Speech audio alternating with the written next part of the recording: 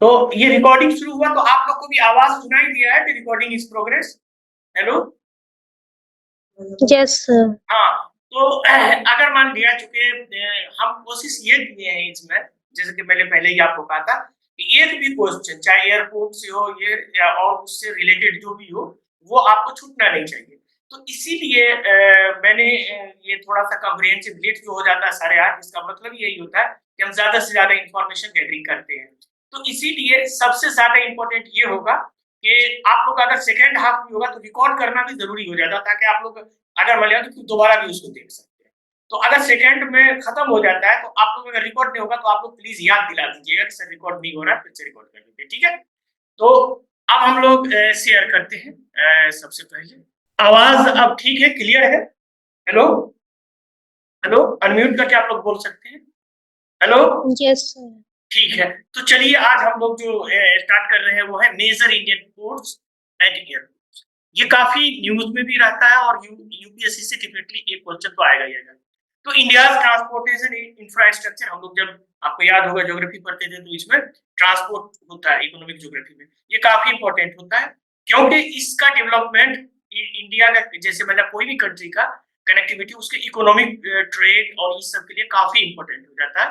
तो अब हम लोग देखेंगे खास करके ये फर्स्ट टाइम इंडिया में क्या हुआ था कि पारादीप पोर्ट अथॉरिटी जो है और दीनदयाल उपाध्याय जो है 150 मिलियन टन का जो है मार्क को पास किया है।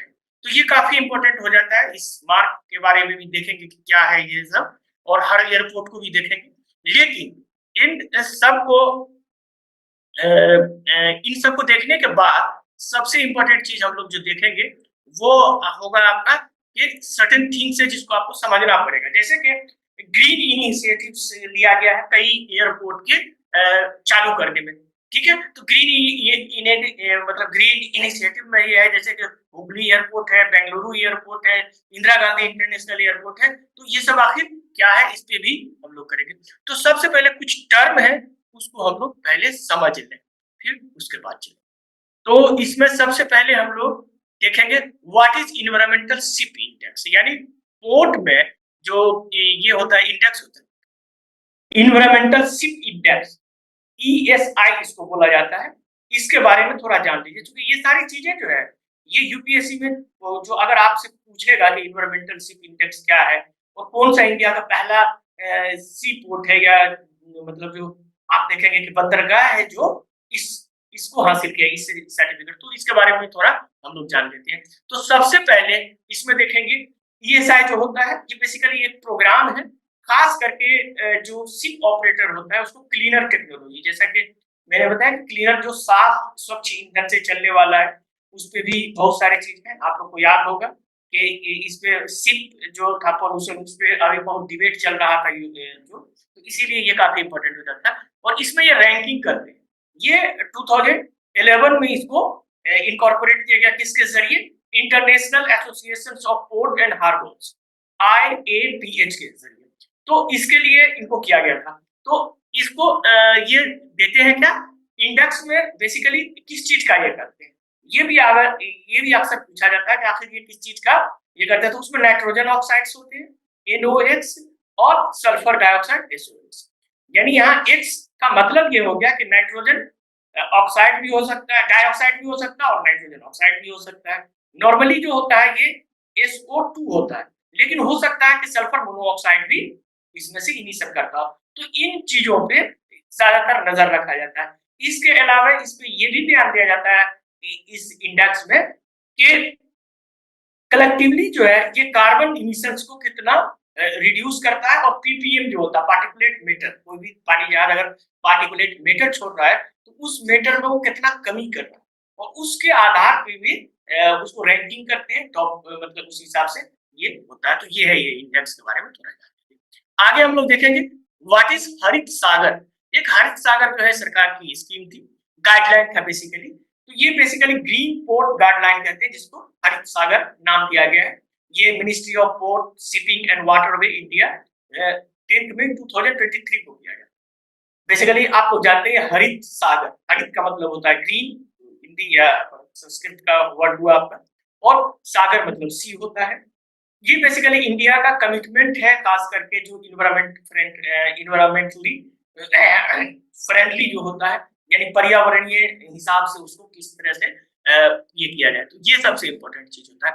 उसके बाद हम देखेंगे ये गाइडलाइन जो होता है, बेसिकली इनिशिएशन किया गया है जीरो कार्बन इमिशन गोल, यानी इस गोल का मेन लक्ष्य ये हरित वाला जो ग्लोबल लेवल पे ये चल रहा है कि आप शिप में कम से कम इमिशन करें, अगर जीरो नहीं हो पाए तो कम से कम कार्बन न्यूट्रल तो करना है आपको 2030 तक, 2030 आपको ये करना है।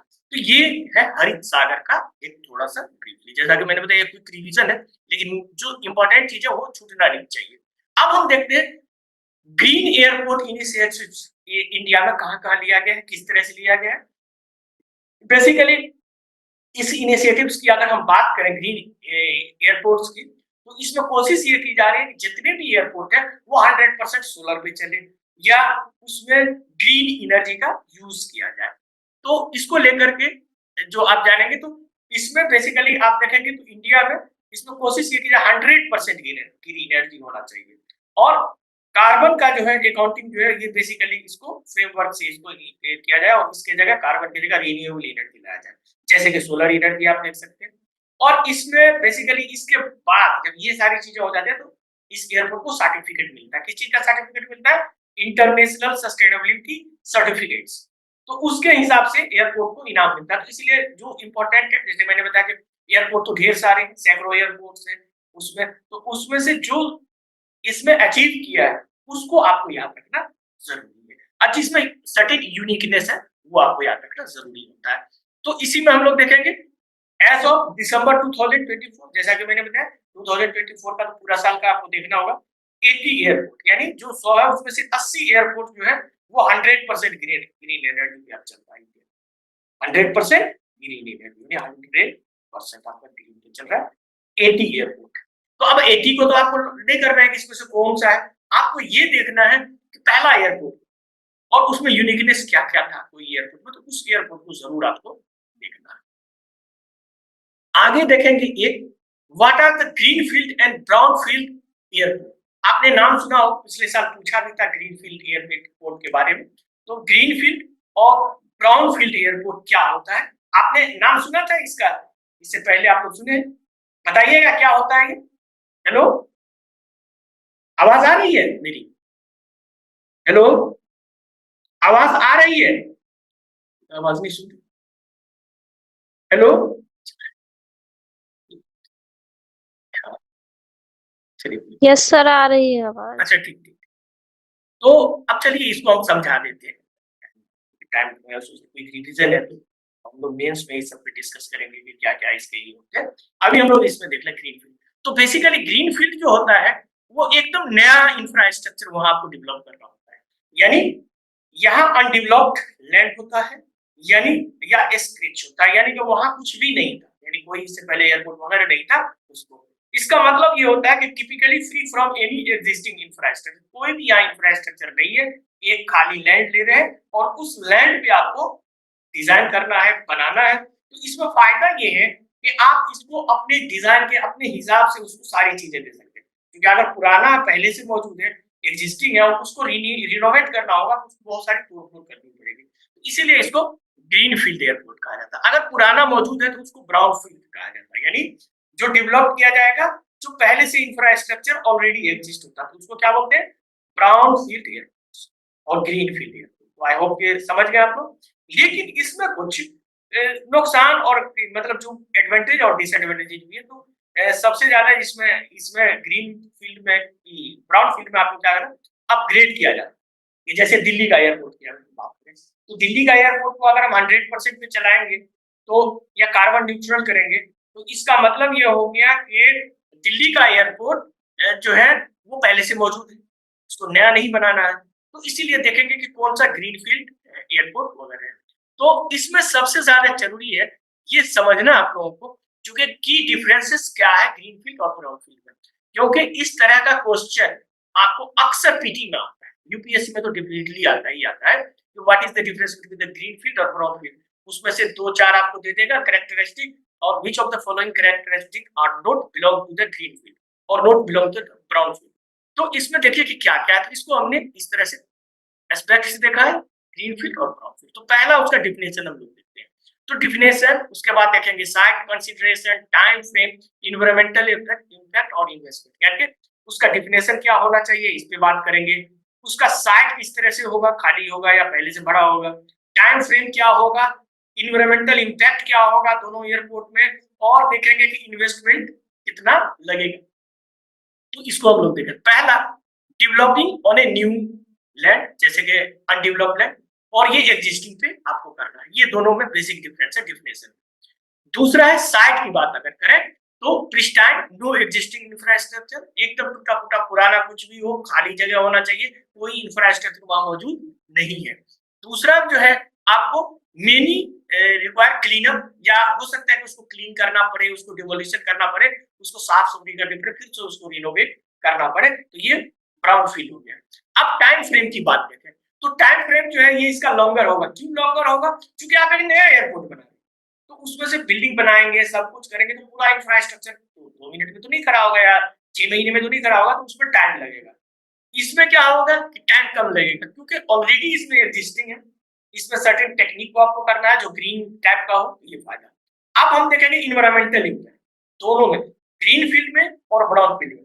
देखिए होता क्या, जब आपसे यूपीएससी में क्वेश्चन आएगा तो आप तुरंत देखिएगा कि आपके साथ बहुत सारे बच्चे, 80 to 90% बच्चे ग्रीन फील्ड में मार देंगे कि उसका इम्पैक्ट कम होता है, ब्राउन फील्ड का ज्यादा होगा, लेकिन गलत है। इसीलिए ये देखिए क्यों, इसका इम्पैक्ट हाइयर होगा इन्वायरमेंट, किसका? ग्रीन फील्ड का। क्यों?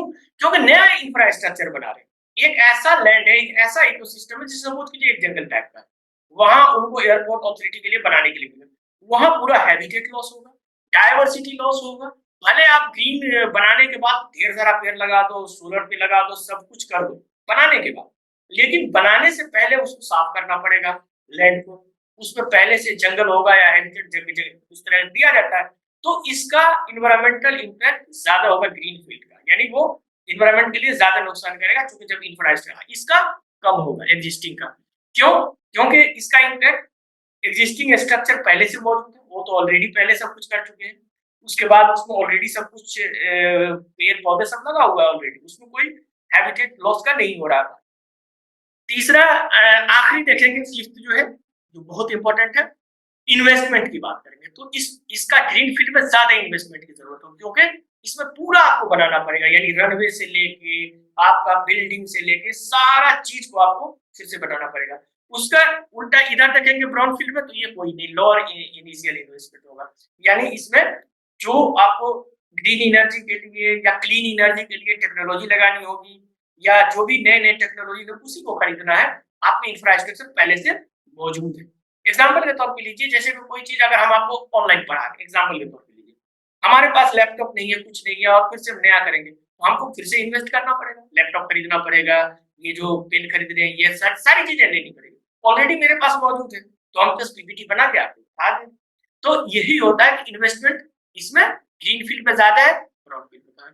तो ये पॉइंट जो है ये काफी ये है कि यही 3-4 पॉइंट दे देता है आपको यूपीएससी में, और उसमें बोलता है कौन ग्रीन फील्ड का है कौन ब्राउन फील्ड का है, तो ये की डिफरेंस। अब आगे हम लोग देखते हैं इसमें ये मेजर इंडियन पोर्ट्स। अब तो ये बेसिक चीज जो था, जो पोर्ट्स के बारे में और एयरपोर्ट्स के बारे में, वो आप लोग आई होप के क्लियर हो गया होगा। आगे चलते तो major ports in India in news, तो इसमें जवाहरलाल नेहरू पोर्ट्स जो मुंबई में है, उसी तरह से हम लोग देखेंगे मुद्रा पोर्ट गुजरात, उसी तरह से पारादीप पोर्ट उड़ीसा, उसी तरह से देखेंगे दीनदयाल, जो दीनदयाल नाम रखा, पहले इसको कांडला एयरपोर्ट पोर्ट कहते थे, कांडला बंदरगाह, तो ये उसी तरह से वाधवन पोर्ट, ये महाराष्ट्र में है, ये भी काफी न्यूज में आया था। और तीसरा है मुर्मुगांव एयरपोर्ट, मुर्मुगांव एयरपोर्ट जो है ये गोवा, ठीक है। तो ये 6 एयरपोर्ट जो है काफी इंपॉर्टेंट सी पोर्ट जो है, जिसको हम लोग बंदरगाह कहते हैं, काफी न्यूज में था। तो क्यों था उस पर चलते हैं। नंबर 1 पे आते हैं जवाहरलाल नेहरू, तो ये लोकेटेड है मुंबई में, जानते ही हैं। ये हेडलाइन में आया था, बहुत सारा इसका कंटेनर और ट्रैफिक काफी इंक्रीज किया इसकी वजह से। इसमें हम देखेंगे तो 2024 का 11.99% year of increase in container traffic, यानी इनके कंटेनर ट्रैफिक काफी बढ़े हैं। उसी तरह से देखेंगे इसको एक अवार्ड मिला था, ये भी बहुत इंपॉर्टेंट था, major port of the year container award, ये इंटरनेशनल समुद्र मंथन अवार्ड 2024, ये अंतरराष्ट्रीय समुद्र Manthan award, international Samudra Manthan award में इसको अवार्ड दिया गया था, major port of the year का मतलब कंटेनर, ये काफी अब इसका हम लोग देखेंगे एक चीज और जो बहुत इंपॉर्टेंट है, इसमें एक चीज और इंपॉर्टेंट है कि 2023 में इसको पोर्ट परफॉर्मेंस इंडेक्स, यानी कंटेनर पोर्ट परफॉर्मेंस इंडेक्स को इसको 78th रैंकिंग, ठीक है, यानी ग्लोबल रैंकिंग में इसमें देखेंगे तो, और जो मुंद्रा एयरपोर्ट है उसको 727 रैंक है, तो उससे एक नीचे है, लेकिन सबसे टॉप पे तो मुंद्रा एयरपोर्ट है, उस पर भी बात करेंगे, इसको ये रैंक। आगे इसका हम फिगर भी ये देखेंगे मैप पे, तो आप जानते हैं ये मुंबई के पास, और हम लोग इलाज करके देखें तो नवासोवा लिखूंगा, ये बेसिकली यही है जवाहरलाल नेहरू।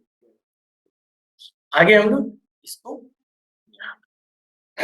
मुद्रा एयरपोर्ट, ये सेकंड में, ये भी काफी इंपॉर्टेंट है, गुजरात में, और ये काफी न्यूज था। आप जानते हैं कि इस एयरपोर्ट में जो है काफी ड्रग को सीज किया गया था, जो सीक्रेट था कि इतना बड़ा पोर्ट है और कोई भी ड्रग लेके इतना बड़े मात्रा में ड्रग्स था, जिसके बारे में बहुत सारे न्यूज चैनल ने बोला ही नहीं। तो इसका मतलब है कि जब आप इतना बड़े पैमाने पे ड्रग्स आपके आ जाते हैं और आप देख नहीं पाते, हो सकता है उससे आतंकवादी भी, आरडीएक्स भी आ सकता है, बहुत सारी चीजें आ सकती है, तो सिक्योरिटी कंसर्न को लेकर के था। अब क्या हुआ कि इसका जो डेटा है उसके हिसाब से मुद्रा एयरपोर्ट जो है largest container airport in India, ये याद रखिएगा, और ये जो लार्जेस्ट कंटेनर एयरपोर्ट होता है ये ईयर में चेंज होता रहा। इससे पहले जो था वो पारादीप एयरपोर्ट, ये सी पोर्ट था, बंदरगाह था, जो उड़ीसा के पास था, तो अब ये हो गया, तो ये चेंज होता रहता है, तो अभी यही है। तो Adani ports special economic zone है, ये जानते ही हैं, ये इटसेल्फ एक बेसिकली गेटवे है, आप देखेंगे हेडलाइन में रहा खास बहुत सारे ग्रुप की वजह से, तो इसको जैसे मैंने बताया था, जो सीपीपीआई जो इंडेक्स होता है उसके हिसाब से ये, कोई बात नहीं है, अगर ये 10 मिनट का वार्निंग आ गया है, तो अगर आता है वार्निंग कोई टेंशन नहीं है, आपको फिर से इसको री करके और फिर से 2 मिनट में ही हम लोग, मतलब बगैर रुके हुए हम लोग फिर इसको कंटिन्यू करेंगे, ठीक है। और जो कंटिन्यू होगा तो उसमें डेफिनेटली बात है, आप लोग अगर रिकॉर्ड नहीं होगा तो प्लीज रिकॉर्ड के लिए याद दिला दीजिए, अगर रिकॉर्ड हो गया तो कोई बात ही नहीं।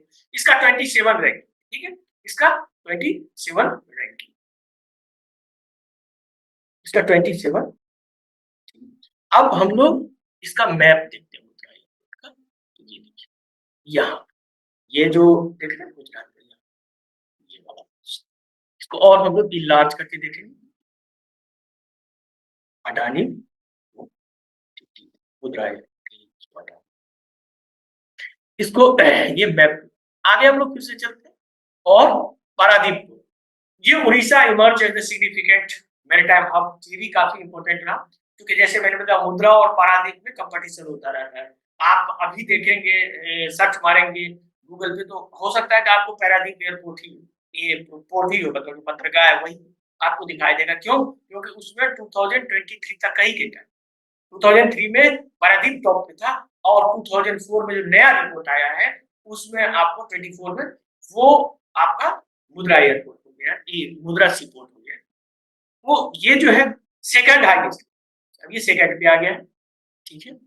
आगे हम देखेंगे तो ये कमिटेड टू सस्टेनेबिलिटी परहैप्स, और ये जो है, जो ये कोशिश किया गया है कि जैसे हम ग्रीन इनिशिएटिव्स करते हैं, तो 1 मिलियन ट्री बाय 2025, यानी इस साल के अंत तक ये 1 मिलियन ट्री लगाएगा और रिन्यूएबल एनर्जी पे स्विच करेगा, खास करके जिसको हम सोलर एनर्जी कहते हैं, ये चलिए, तो आगे हम लोग देखते हैं इसका मैप देखते हैं, ठीक है। ये उड़ीसा है, ये देखिए, ये पश्चिमी, ये हम लोग यहाँ पे,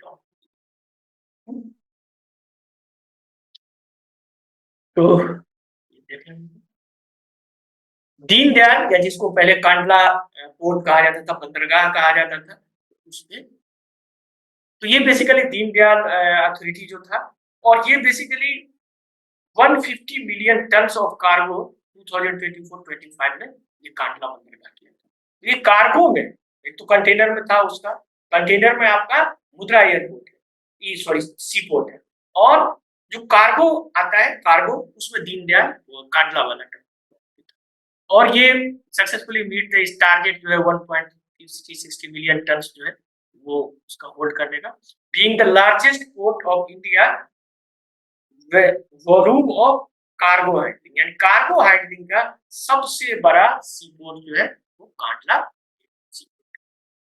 तो असल होता क्या है कि वही आपको कार्गो दे देगा, कंटेनर दे देगा, इस तरह से दे देगा, वहां कंफ्यूज बच्चे हो जाते हैं, तो इसीलिए इसको हम अलग अलग करके देखिए। यहाँ पे ये जैसे हमने देखा था, यहाँ मुद्रा था, और यहाँ पे थोड़ा सा उससे यहाँ ये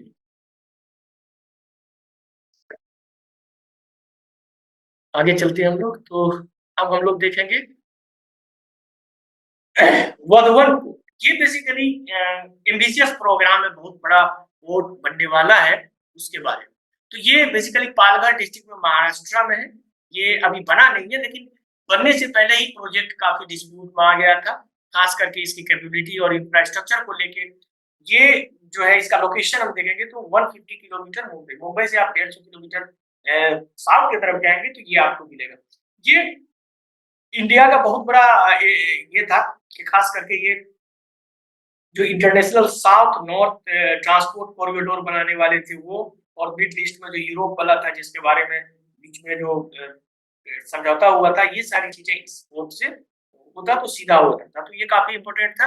लेकिन इसको चूंकि वहाँ प्रोजेक्ट में बहुत सारे जंगल को काटना पड़ेगा, बहुत सारे ये, इसको लेकर के जो इन्वायरमेंटल इम्पैक्ट होगा इसका, उस इम्पैक्ट को लेकर के सुप्रीम कोर्ट में पिटीशन हुआ था, और सुप्रीम कोर्ट ने ऑर्डर दे दिया, supreme court of India, independent assessment का। तो अभी इस प्रोजेक्ट का इंडिपेंडेंट असेसमेंट होगा, तो ये होगा, इसलिए ये न्यूज में था, तो ये काफी इंपॉर्टेंट है। आगे चलते हैं हम, अब हम इसका मैप देखते हैं। ये यहाँ है, यानी मुंबई से आप चलते हैं तो मुंबई से थोड़ा साउथ आते हैं तो 150 किलोमीटर यहाँ पे आपको मुंबई है। तो ये अब ये देखिए, ये जो आपको ये नजर आ रहा है, ये क्या है? ये है कॉन्टिनेंटल शेल्फ, जो हम लोग पढ़ाते हैं, कॉन्टिनेंटल स्लोप है उसके बाद। तो जब आप मैप आजकल देख, जो गूगल पे या सेटेलाइट मैप देखते हैं, तो उसमें सारी चीजें क्लियर आपको नजर आती है। ये बोर्ड आगे हम लोग देखते हैं सिक्स्थ, ये है मोरमुगांव, मोरमुगांव, मोरमुगांव। अब बेसिकली आप देखेंगे गोवा में इसी तरह का नाम होता है, क्योंकि गोवा जो था आप जानते हैं कि 1960 तक पुर्तगीज का कॉलोनी था, पुर्तगाल वाले का था, तो पुर्तगीज ने ये सारी चीजें नाम रखे थे, तो इस तरह का ये पोर्ट का नाम। अब ये पोर्ट जो है ये लोकेटेड है गोवा, और मेकिंग रिसेंटली, क्योंकि सिग्निफिकेंट डेवलपमेंट खास करके इसमें देखेंगे ऑपरेशनल और कैपेबिलिटी, खास करके इसमें इन्वायरमेंटल कंसर्न को लेकर के ये काफी कुछ अचीवमेंट किया था। जैसा कि अभी हमने आपको बताया था कि इन्होंने एक डोम मतलब लगाया है, मतलब एक स्टोरेज करने के लिए, जो पार्टिकुलेट मैटर होता है जो पोर्ट से निकलता है, उसको मिनिमाइज करने के लिए एक कंस्ट्रक्शन ये शुरू किया है। या अभी बना नहीं है, हो सकता है 30 तक बने, क्योंकि जैसा कि मैंने बताया था कि 2030 तक सबको कोशिश किया जा रहा है, जितने भी पोर्ट या एयरपोर्ट है, कि न्यूट्रलिटी, कार्बन न्यूट्रलिटी लाने की। ठीक है, तो इसको, तो ये फर्स्ट इंडियन पोर्ट है, रिपोर्ट है, ये भी न्यूज में आया था, इसलिए जरूरी है। जो आपको इन्वायरमेंटल शिप इंडेक्स ईएसआई के बारे में, इसलिए मैंने आपको पहले बता दिया थोड़ा कि ईएसआई आपको होता क्या है। तो ईएसआई के मतलब स्टैंडर्ड पे आने वाला भारत का ये पहला सी पोर्ट था। तो ये 6 हो गया। अब इसका मैप भी हम लोग देख लेते हैं गोवा में। ये गोवा के पास है, यहाँ पे जो है कर्नाटका और इसके बीच में गोवा में, और इसको हम और इलाज करके देखेंगे तो ये इसको और इलाज करके हम लोग देखेंगे तो ये आपको नजर। तो ये हो गया आपका टोटल 6, तो हमने 6 पोर्ट रखा है, और उसको ये रखा है तो अब हम लोग ये हो गया, आगे इसी में देखते हैं हम लोग मेजर इंडियन एयरपोर्ट। अब पोर्ट तो हम लोगों ने देख लिया जो बंदरगाह थे, अब हवाई अड्डा या एयरपोर्ट जिसको हम लोग कहेंगे उसमें, इसमें भी हमने 6 एयरपोर्ट काफी इंपोर्टेंट थे हिसाब से रखा है खास करके। तो आवाज आ रही है ना क्लियर? आप लोग को दिक्कत तो नहीं हो रहा है? हेलो। तो इसमें कोच्चि जी सर आ रही है। हाँ, कोच्चि इंटरनेशनल एयरपोर्ट ये भी काफी इंपोर्टेंट रहा। इंदिरा गांधी इंटरनेशनल एयरपोर्ट दिल्ली, कोच्चि तो कोच्चि का ही हो गया, केरल का। तीसरा है केम्पा केम्पागोड़ा केम्पेगौड़ा इंटरनेशनल एयरपोर्ट, ये बेसिकली बेंगलोर का एयरपोर्ट का नाम, जैसे इंदिरा गांधी इंटरनेशनल एयरपोर्ट दिल्ली का है, ये बेंगलोर का एयरपोर्ट है, बेंगलुरु का। अब हम लोग देखेंगे हुबली एयरपोर्ट या हुबली एयरपोर्ट इसको कहते हैं, वो भी न्यूज में था। तीसरा काजी नजरुल इस्लाम एयरपोर्ट, ये भी एक यूनिक डिस्टिंक्शन इसको है, तो इस पे भी हम लोग बात करेंगे। तीसरा राजीव गांधी इंटरनेशनल एयरपोर्ट। तो ये टोटल 6 एयरपोर्ट आपका हो गया। इन 6 एयरपोर्ट पे हम एक एक करके बात करते हैं। तो अब सबसे पहले हम लोग देखेंगे कोच्चि। तो कोच्चिन एयरपोर्ट जो है basically Cochin international airport limited, ये काफी न्यूज में था और इसलिए था कि इन्होंने 200 करोड़ का जो किया था कि फुल एयरपोर्ट का ऑपरेशन किया था, खास करके पैसेंजर सर्विस का उसको लेकर के। और उसमें इन्होंने जो ये 200 करोड़ खर्च किए हैं रुपये, वो रुपये किए आर्टिफिशियल इंटेलिजेंस, ऑटोमोशन और एडवांस साइबर सिक्योरिटी। ये काफी अत्याधुनिक या एकदम मॉडर्न आप एयरपोर्ट कह सकते हैं ये है। लेकिन इसका एक और डिस्टिंक्शन हुआ था, ये दुनिया का पहला ऐसा एयरपोर्ट बना जो आप देखेंगे अभी इसको सर्टिफिकेट मिलता है, कोचिन इंटरनेशनल एयरपोर्ट। इन्होंने सस्टेनेबल एनर्जी किया इंफ्रास्ट्रक्चर, और ये वर्ल्ड का पहला एयरपोर्ट है, first airport in the world to operate completely on solar power, यानी पूरी तरह से सोलर पावर पे ऑपरेट होने वाला दुनिया का पहला एयरपोर्ट। जैसे कि अगर आप दिल्ली की बात करें अदर जगह, तो उसमें एनर्जी का मिक्स हो जाता है, मिक्स एनर्जी यानी ज्यादा रिन्यूएबल 90% रिन्यूएबल, कुछ आपको इलेक्ट्रिसिटी इधर से लेना पड़ता है, कुछ हो सकता है कि मिक्स हो, लेकिन प्योर सोलर पे चलने वाला ये कोच्चि एयरपोर्ट दुनिया का पहला एयरपोर्ट है। तो कार्गो और कंटेनर आप पूछ रहे हैं। Hello hello. हाँ, तो कार्गो और कंटेनर, हाँ कार्गो और कंटेनर की बात अगर हम करें तो होता क्या है कि कार्गो का मतलब ये शिप हो गया कि जैसे कि सपोज कीजिए, इसको मैं एक मिनट पहले तो ये मैं बता देता हूँ, फिर ये तो जैसा कि मैंने बताया ये आपको याद रखने की जरूरत है कि ये वर्ल्ड का फर्स्ट एयरपोर्ट है जो कंप्लीटली सोलर पावर से चलता है। कौन है? Kochi international airport. ठीक है, अब हम लोग और कार्गो पे आपका सवाल पे आते हैं। ठीक है, आगे आते हैं। अब कार्गो क्या होता है और कंटेनर का क्या फर्क होता है? होता क्या है कि जैसे सपोज कीजिए ये आपका कांडला बंदरगाह और ये आपका मुद्रा एयरपोर्ट पोर्ट है। अब क्या होता है कि इस एयरपोर्ट पे आप बहुत बड़े, होता क्या है कि जो पानी जहाज आप लोग देखते होंगे, यहाँ पे देखिए पानी जहाज का ये फोटो हमने बनाया था इसलिए इस थंबनेल में दिया था। ये जो है ये कंटेनर है, ये कंटेनर है जहाज पे रखा हुआ, ठीक है, ये जहाज पे रखा हुआ कंटेनर। अब इस कंटेनर में सामान होता है, ठीक है, और ये सामान यहाँ बहुत बड़ा स्टोरेज जहाँ होता है, यानी सारा कंटेनर को आपको रख दिया, यानी ये कंटेनर इतना बड़ा होता है कि एक कंटेनर काफी 10 पहिया वाला जो ट्रक होता है ना, उसके बराबर होता है ये कंटेनर। तो इस कंटेनर को, जिसमें सबसे ज्यादा कैपेसिटी होती है कंटेनर रखने की क्षमता को, उसको उसको कंटेनर कहते हैं। लेकिन कार्गो में क्या होता है कि इसके तहत कंटेनर भी होगा, उसके अलावा जहाज में आप जितना भी माल रखेंगे, यानी माल कार्गो का मतलब ये लोग समझते हैं कि माल ढोला नहीं होगा, क्योंकि आपको अब कुछ क्रूज बनाया है जो पब्लिक भी अपना घूमने फिरने जाता है, लेकिन अब इससे तो पहले पहले जमाने में होता था कि पब्लिक जिस तरह से एयरपोर्ट होता है, कमर्शियल होता है, कार्गो प्लेन होता है, आप लोग जाते हैं प्लेन भी कार्गो होता है, वो सारी चीजें। तो बेसिक डिफरेंस जहाँ कंटेनर का डिपो होता है और इस तरह का जो कंटेनर होता है, इसको जब ये लोग ले जाते हैं तो उस तरह से जो सिक्के पूरा कंटेनर जमा हो जाता है तो उसको कंटेनर कहते हैं। और कार्गो बेसिकली हो गया कंटेनर प्लस अदर सिस्टम से आप माल लिए ले जा रहे हैं, कार्गो ले जा रहे हैं, तो वो सारा चीज कार्गो है। तो क्लियर हो गया? आगे तो यहाँ अब हम लोग देखेंगे इसका मैप, ठीक है, कोच्चि एयरपोर्ट का। तो ये देखिए यहाँ पे आपका केरल है और ये आपका कोच्चि, यहाँ पे, ठीक है। अब ये कोच्चि एयरपोर्ट को हम लोग यहाँ पे देखते हैं, ये है कोच्चि।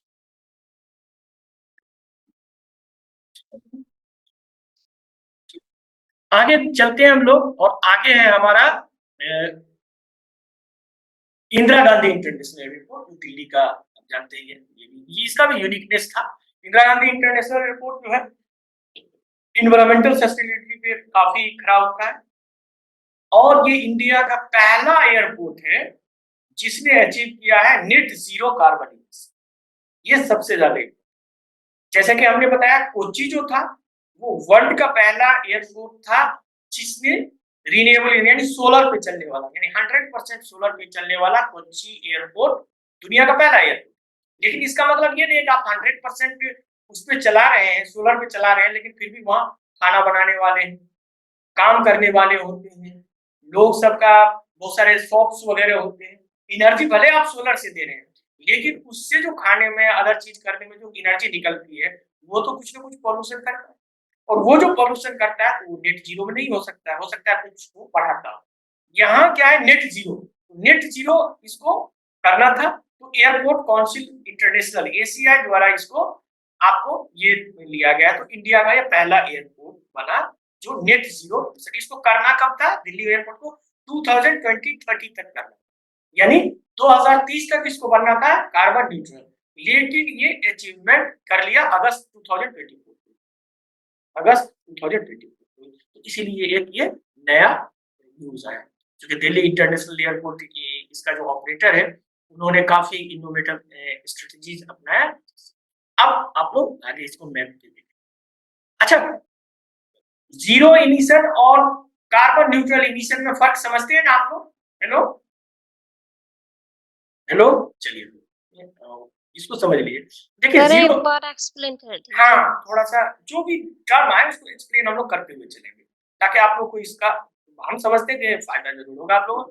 देखिए होता क्या है कि जैसे सपोज कीजिए ये एयरपोर्ट, और ये एयरपोर्ट 1000 मेगा टन आपको CO2 सपोज करें जनरेट करता है, या ग्रीन हाउस गैस कुछ भी जनरेट करता है 1000।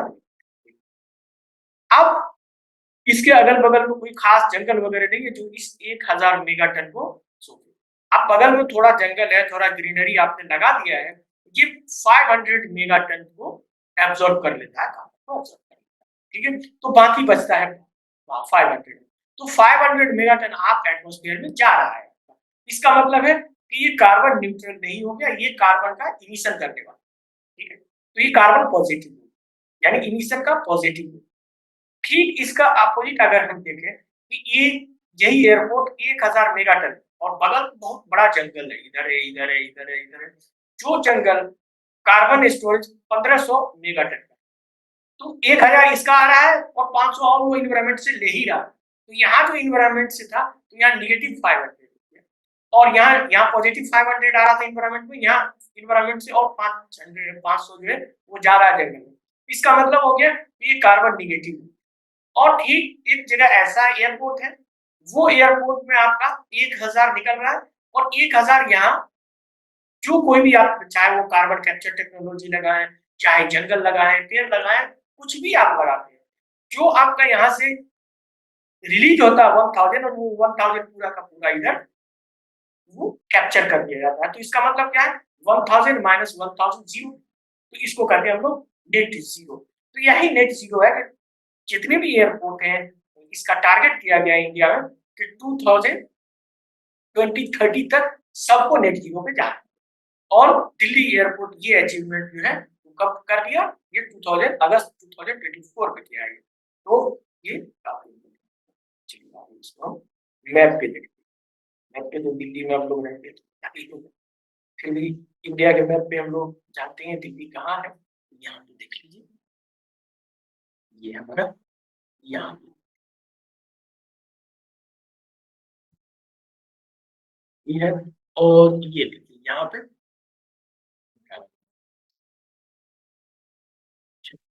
तो आगे हम लोग तीसरा पे जाएंगे, कंपेगौड़ा इंटरनेशनल एयरपोर्ट, या जिसको बेंगलुरु एयरपोर्ट कहा जाता है। अब इस एयरपोर्ट को अगर हम देखें तो ये देखिए, ये एयरपोर्ट जो है ये काफी यूनिक एस्पेक्ट इसमें और अचीवमेंट हुआ है। पहला तो ये जब से ये एयरपोर्ट बना है तब से पहली बार ये काफी मतलब आमदनी जो है सो काफी पैसा कमाया है। यानी रिकॉर्ड प्रॉफिट कमाया है आपको फर्स्ट टाइम जब से ये मतलब बना है, जब से ये वो पहली बार ये रिकॉर्ड बना। उसी को हम देखें आगे तो बेंगलोर एयरपोर्ट जो है अचीव किया है, एक और खासियत इनको मिला है, वो क्या है कि first airport in Asia attend level 5 accreditation under Asia airport carbon accreditation. तो ये जो एयरपोर्ट कार्बन एक्रेडिटेशन है, एसीआई जो होता है एयरपोर्ट काउंसिल इंटरनेशनल, इसका नाम होता है एसीआई का एयरपोर्ट काउंसिल इंटरनेशनल। इसका इसको मिला है लेवल 5 का मतलब समझिए अवार्ड मिला है, और ये अवार्ड जो है एशिया में पहला एयरपोर्ट है ये बेंगलोर इसको मिला है। इसकी खासियत ये होती है कि इन्होंने अपना जो रिडक्शन किया है खास करके मतलब इमिशन, कार्बन इमिशन या ग्रीन हाउस इमिशंस की, वो 95.6% स्कोप 2 और स्कोप 1 ग्रीन हाउस गैस का इमिशन को खत्म किया है, जो आपको कहा जाएगा नेट जीरो की तरफ ले जा रहा है, क्योंकि इनको जैसा मैंने बताया टारगेट सबको दिया गया है 2030 का, तो जो टारगेट दिया गया है उस टारगेट की तरफ इनको जाना है। तो स्कोप 1 और स्कोप 2 ये क्या होता है पता है आपको? हेलो, चलिए ये भी सब हाँ ये भी समझा देते हैं, क्योंकि जब इस तरह का टर्म आता है तो एक एक चीज को एक्सप्लेन आपको करना मतलब पहले हम बता देते हैं फिर।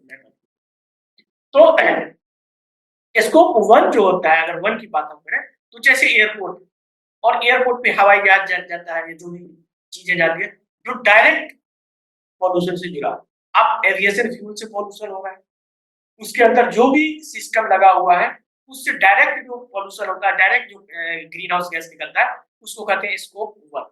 स्कोप 2 वो होता है जो उससे इनडायरेक्टली जुड़ा हुआ है। जैसे एयरपोर्ट पे आप लोग उतरते होंगे तो देखते होंगे कि गाड़ी आती है, ट्रक आता है, ट्रैक्टर आता है, उसके अंदर डिफरेंट डिफरेंट एरिया में आप जाते हैं, तो उसका जो स्टाफ होते हैं वो सबका अपना अपना कैंप ये होता है, उसमें फिर अलग बिजली चलता है, जो वो सारी चीजें, तो वो क्या होता है स्कोप, वो भी एयरपोर्ट पे आ गया। स्कोप 1 और स्कोप 2 उसको क्या करना है ग्रीन पे लाना। स्कोप 3 भी होता है। स्कोप 3 क्या है? स्कोप 3 वो है जो इन दोनों से अलग है, यानी एक तो जो एयरपोर्ट अथॉरिटी है वो एयरपोर्ट का डायरेक्ट हवाई जहाज से जो पॉल्यूशन हुआ वो, या उससे तीसरा चीज वो होता है कि जैसे उसके आसपास जो बिजनेस एस्टेब्लिशमेंट है, जैसे बड़ा बड़ा रेस्टोरेंट है, उसके अंदर आप जाएंगे तो महंगा होता है, वो सारे रेस्टोरेंट है, वो सब भी तो कार्बन इमिशन करता है, वो जो कार्बन इमिशन करता है उसको कहते हैं स्कोप 3। तो कोशिश ये हो रही है जब कार्बन न्यूट्रल की बात हो रही है तो स्कोप 1, स्कोप 2 और स्कोप 3 तीनों पे उस पर काबू किया जाए, तीनों पे रखा जाए। और इस सब को यही जो इंटरनेशनल एयरपोर्ट काउंसिल जो है, इंटरनेशनल काउंसिल जो एयरपोर्ट काउंसिल ऑफ इंटरनेशनल जो है, ये एसीआई जो है, एसीआई जो है ये इसको रेगुलेट करता है और वही मॉनिटर करके उनको सर्टिफिकेट देता है। तो ये सर्टिफिकेट के हिसाब से ये एयरपोर्ट काफी इंपॉर्टेंट हो गया है। तो चलिए इसका मैप, ठीक है सर ग्रीन हाउस एमिशन क्या होता है? क्या? सर ग्रीन हाउस एमिशन क्या होता है? हाँ देखिए, ग्रीन हाउस इमिशन वो होता है जिसमें ग्रीन हाउस गैसेस इमिशन होता है, जैसे कि कार्बन डाइऑक्साइड, मीथेन हो गया, तो नाइट्रस ऑक्साइड हो गया, तो ये सारी चीजें जो जो ग्रीन हाउस जो मतलब जो ग्रीन हाउस गैस वो है, जैसे कार्बन डाइऑक्साइड हो गया, मीथेन हो गया, ये वो गैस है। हाँ, वाटर वेपर हो गया, ये सब वो है जो आपको कार्बन को कैप्चर कर देता है, यानी कार्बन को रोक के, मतलब जैसे हमारा अर्थ है, ये हमारा अर्थ है, ये हमारा एटमॉस्फेयर है, और एटमॉस्फेयर पे आपका ग्रीन हाउस गैस है, green house, green house gas, ठीक है। तो ये ग्रीन हाउस, अब इससे जो हम लोग जानते हैं जो सोलर रेडिएशन से आता है, तो हम लोग को जो गर्मी लगती है वो टेरेस्ट्रियल रेडिएशन होगा, जो अर्थ से जाता है। अब ये जो रेडिएशन है इसको ये रोक लेगा, अब रोक लेगा तो क्या होगा, हमारा जो एटमॉस्फेयर है वो गर्म होगा, ग्लोबल वार्मिंग यही तो होता है। तो इस ग्रीन हाउस गैस पे कोशिश की जा रही है कि इसको कम करें। इसमें सबसे जो इम्पोर्टेंट है वो है आपको कार्बन डाइऑक्साइड, ठीक है।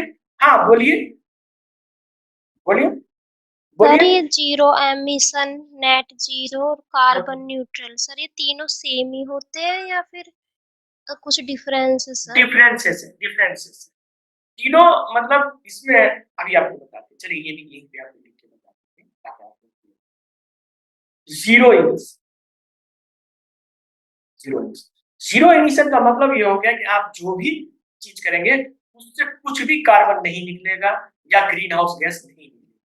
जैसे कि आप बैटरी पे चलेंगे, बैटरी में आप चलेंगे तो कोई इमिशन नहीं, जो इलेक्ट्रिक व्हीकल्स होते हैं कोई इमिशन, भले वो अलग बात है कि उसकी बैटरी बाद में डिस्कार्ड हो जाता है तो वो आपको पोल्यूशन कर सकता है, लेकिन ये जो होता है वो जीरो इमिशन हो गया, यानी उसमें आप इमिशन कुछ करते ही नहीं, उसको कहते हैं हम लोग जीरो इमिशन। अब नेट जीरो क्या है? नेट जीरो या कार्बन न्यूट्रल एक ही टर्म है, मतलब समझिए एक दूसरे से मिलता जुलता है।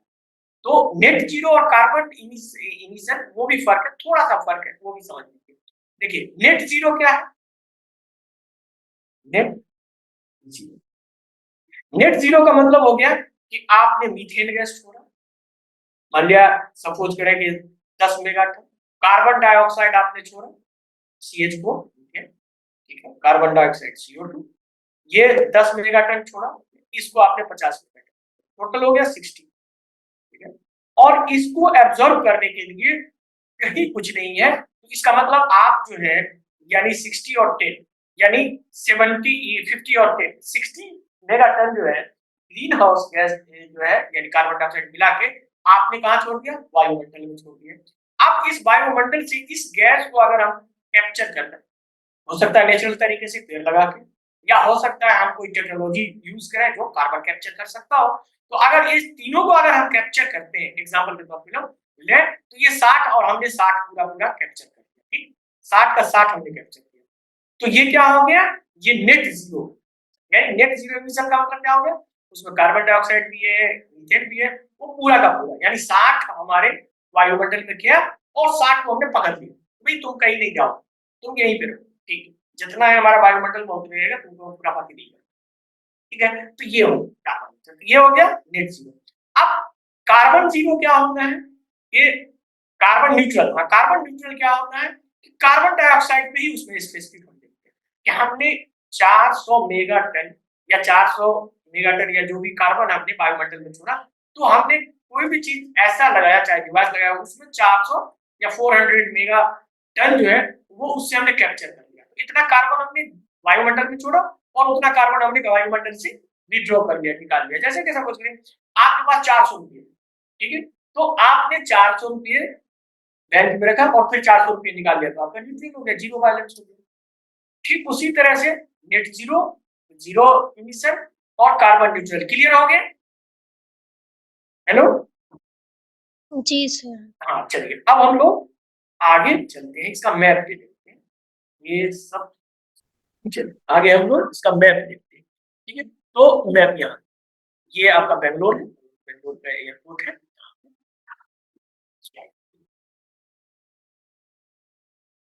ये कब पे पड़ा, ठीक है।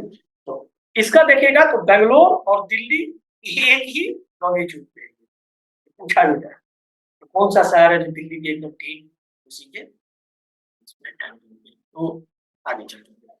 अब हुबली एयरपोर्ट या हुबली एयरपोर्ट, तो ये भी काफी इंपॉर्टेंट एयरपोर्ट था रिसेंटली, इसको यूनिकनेस इसलिए हासिल है क्योंकि जैसे मैंने बताया एशियाई ग्रीन एयरपोर्ट का रिकॉग्निशन 2024 में इसको प्लैटिनम रिकॉग्नाइजेशन दिया गया, अवार्ड देते हैं, यानी ये पहला इंडिया का एयरपोर्ट है, first Indian airport to receive platinum recognition airport, जैसे कि एशिया जो जैसे मैंने बताया एयरपोर्ट काउंसिल इंटरनेशनल, उसका एशिया पैसिफिक और मिडिल ईस्ट का जो रीजन है उसके तरफ से इनको अवार्ड दिया गया था। तो ये इंडिया का पहला एयरपोर्ट है जिसको प्लैटिनम रिकॉग्नाइजेशन मिला है। तो देखिए इसीलिए इसको वीडियो को एक बार इसीलिए हम वीडियो को रिकॉर्ड करते हैं और आपसे भेजते हैं, ये पीपीटी तो भेज ही देंगे, आप हमारा लास्ट की क्लास बचा है कल उसको खत्म करते हैं और कंपाइलेशन करके सब चीज आपको मिल जाएगा।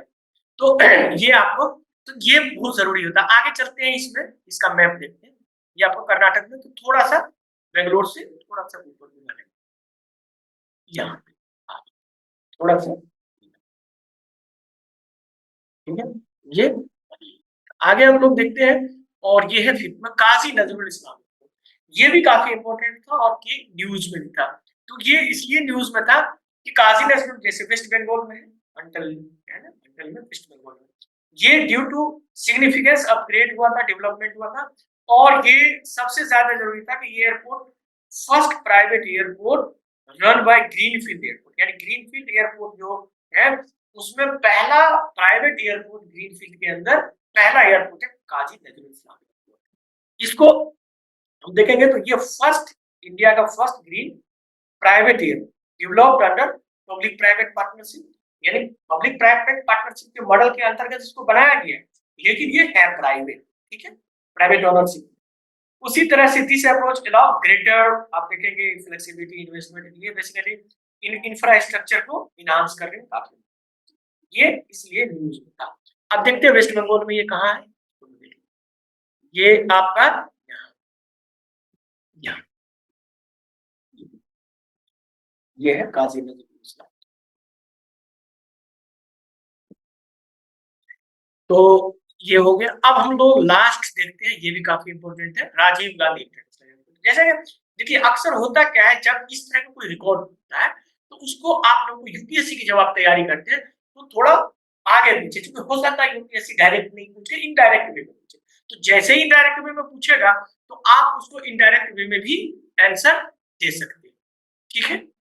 तो इसको लोग इनडायरेक्ट वे में भी आंसर दे सकते हैं। इसका एग्जांपल के तौर पे कि जैसे कि अभी हमने क्या कहा था कि प्राइवेट एयरपोर्ट, तो प्राइवेट है तो कौन सा ऐसा ग्रीनफील्ड एयरपोर्ट है जो पब्लिक एयरपोर्ट है, पहला। कौन सा ऐसा ग्रीनफील्ड एयरपोर्ट है जो पब्लिक प्राइवेट के साथ हुआ, तो ये सारी चीजें। तो राजीव गांधी इंटरनेशनल एयरपोर्ट जो है ये भी हैदराबाद के पास है, शमशाबाद वहां पे है, और ये 23 मार्च वो हुआ। और ये बेसिकली हम देखेंगे तो पहला ग्रीनफील्ड एयरपोर्ट है जो पब्लिक प्राइवेट पार्टनरशिप के तहत लॉन्च किया गया, ठीक है। और ये आप देखेंगे तो इसमें दो तीन चीजें हैं रिकॉर्ड जो आपको याद रखना है। Number 1, Kazi Nazrul Islam first greenfield airport built in the private, यानी प्राइवेट सेक्टर के अंतर्गत बनाया गया, भले वो पीपीपी पे हो यानी पब्लिक प्राइवेट पार्टनरशिप पे, लेकिन ये प्राइवेट इसका ओनर है।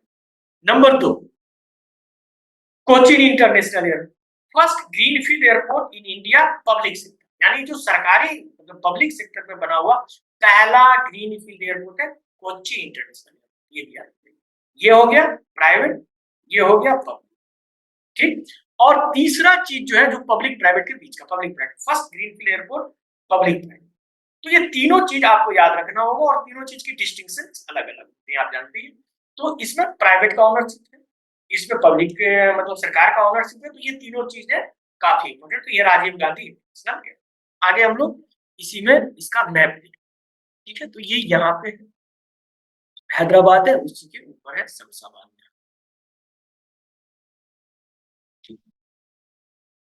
तो ये आपका ग्रीनफील्ड एयरपोर्ट। तो ये सारे एयरपोर्ट और पोर्ट्स हो गया। अब हम लोग नेक्स्ट जो हमारा होगा और लास्ट लेक्चर होगा, लास्ट क्लास होगा, कल हम लोग लेंगे, काफी इंपॉर्टेंट है क्योंकि जो मेजर सोलर पार्क है इंडिया में कहाँ बनाया गया है, और खास करके इसमें हम लोग को इसलिए जरूरी है इसको पढ़ना क्योंकि इन्होंने वर्ल्ड में भी कुछ अचीवमेंट किया है, इंडिया में भी टॉप पे कुछ आया है।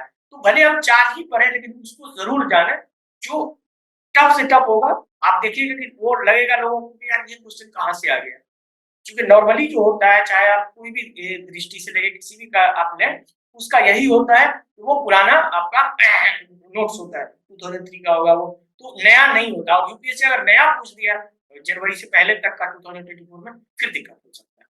तो इसलिए काफी है इसमें रिन्यूएबल एनर्जी सेंटर कहाँ कहाँ। हाँ बोलिए राजन, क्या बोलना चाहते हैं, बोलिए। सर आपने कल एक वो समझाया था, उसमें आपने बताया था कि सर कल आपने एक लाइन बताई थी, उसमें बोला था कि अगर ग्लेशियर मेल्ट होते हैं तो वो 30 डिग्री लैटिट्यूड पे भी इम्पैक्ट डालते हैं। तो सर हाँ वो समझ में नहीं आई मुझे कि 30 डिग्री पे कैसे। अच्छा अच्छा, ठीक है, एक मिनट। होता क्या है कि हम लोग इसको हम थोड़ा इस पे समझा देते हैं, ठीक है, आपको समझा देते हैं, जरूरी है ये सब समझना, क्लियर कट, जब तक क्लियर रहेंगे उतना अच्छा है। ये हमारा अर्थ, ठीक है, और ये 0 डिग्री, ये 30 डिग्री नॉर्थ, ये 30 डिग्री साउथ। अब क्या होता है, ये जो हमारा इंडिया का जो ग्लेशियर्स है वो यहाँ, और यहाँ पे आप देखेंगे हिमालय है, काफी बड़ा है, और पोलर रीजन है। हम लोग जानते हैं थर्मोकोल में सबसे ज्यादा ग्लेशियर, उसके बाद यहाँ। अब होता क्या है कि हम लोग जानते हैं यहाँ क्या होगा, यहाँ क्या होगा बताइए, हाई प्रेशर होगा या लो प्रेशर होगा? ये इक्वेटर पे जीरो पे क्या होगा? Low pressure. Low pressure. लो और प्रेशर।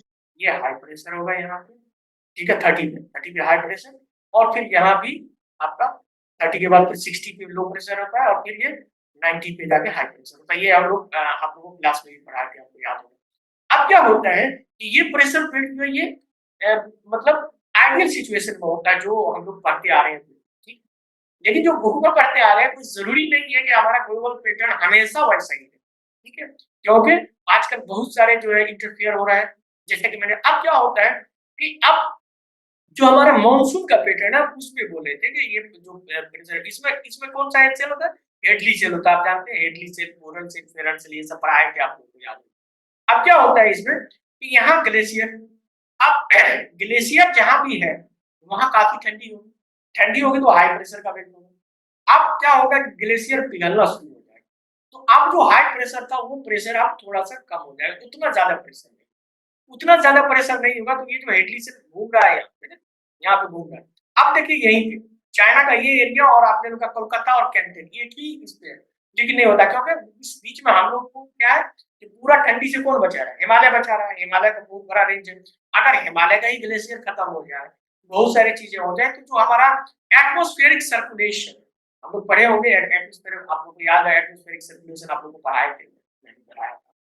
तो एटमॉस्फेरिक सर्कुलेशन क्या होगा, जो ग्लोबल पैटर्न है जिसको हम लोग बुक में पढ़ते हैं वो कमजोर, और जब वो कमजोर हो जाएगा तो कोई भी साइंटिस्ट हो, कितने ही बड़े पढ़े लिखे हो, उनको प्रिडिक्ट करना बड़ी मुश्किल हो जाएगा। और यही वजह है कि हाल के दिनों में जो न्यूज आपने देखा हो, हिंदू में भी आया है, बहुत बड़ी साइंस मैगजीन में भी कई बार ये न्यूज आया है, वो न्यूज ये आया है कि जो बारिश आपको बिहार में होनी चाहिए, यूपी में होनी चाहिए, वो बारिश अब नेपाल में पार हो जाती है। अब वहां जाके हो चुके प्रेशर पे थोड़ा सा खसक जाएगा, हल्का सा भी खसकेगा, यानी हल्का से भी आप नॉर्थ की तरफ गए तो वो और ज्यादा बारिश होने लगेगी।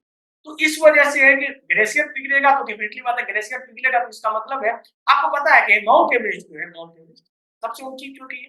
अब यहाँ आप अंटार्कटिका में जाते हैं, या अंटार्कटिका में आपको on an average 60 degree -60 degree Celsius होता है। आप जाएंगे यहाँ जो ओमाया कौन है, जो सबसे यहाँ रशिया का साइबेरिया है, अब वहां जाएंगे वहां 40 डिग्री -40 डिग्री। अब माउंट एवरेस्ट उतना ऊंचाई पे है, माउंट एवरेस्ट का टेम्परेचर किसी जमाने में -20 या 30 डिग्री उससे ज्यादा होता था। अभी ये हाल है माउंट एवरेस्ट का कि -10 से लेके हो सकता है -5 तक, इतना कम, मतलब वो बढ़ता जा रहा है माउंट एवरेस्ट में गर्मी, चूंकि लगातार फ्रीक्वेंटली उस पे क्लाइंबर चल रहे हैं, ये सारी चीजें हो रही है इसको लेकर के। तो डिफरेंटली बात है, जब ग्लेशियर का टेम्परेचर उतना कूल्ड नहीं होगा तो फिर प्रेशर उतना स्ट्रॉन्ग नहीं बनेगा ना। इसीलिए तो फिर जैसे प्रेशर स्ट्रॉन्ग नहीं बनेगा तो जो एटमॉस्फेरिक सर्कुलेशन का जो सिस्टम बना हुआ है वो सिस्टम डिस्टर्ब होगा, और इस वजह से ये प्रॉब्लम। तो ये क्लियर हो गया? Yes sir, thank you sir. अब हम लोग कल जो है यही टाइम 8:30 होगा, क्योंकि हम कोशिश ये कर रहे हैं कि मेरा आखिरी होगा, लास्ट क्लास होगा, और उसके बाद आपको इसका पीपीटी भी हम दे ही देंगे, कोई दिक्कत नहीं है। इसको आप लोग जो भी हमने किया है ये देखिए, ठीक है। तो सोलर मेजर पार्क एनर्जी, तो चलिए कल फिर हम लोग यही 8:30 में ही रखेंगे, क्योंकि थोड़ा हम ये करते हैं। तो चलिए ठीक है, मिलते हैं नेक्स्ट क्लास में। Okay, thank you sir. Thanks, चलिए।